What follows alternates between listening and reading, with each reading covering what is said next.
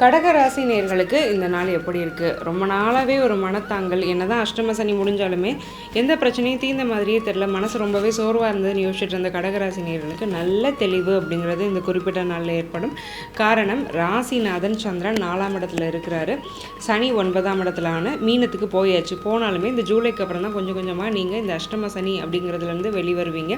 இப்போ பூரட்டாதி நட்சத்திரத்தில் தான் சனி பிரயாணம் பண்ணிட்டு இருக்கிறாரு.